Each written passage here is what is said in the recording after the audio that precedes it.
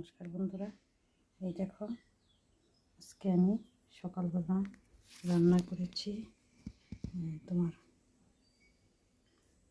মোচার ঘন্ট, পকোড়া, আলু চাটনি, কুল আর ইসের টমেটোর চাটনি, ডাল,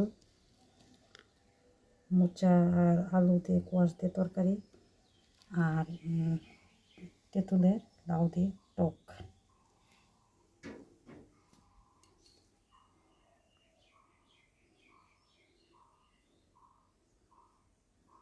এটাই আমাদের আজকে দুপুরের লাঞ্চ। আমাদের লাঞ্চ রেডি।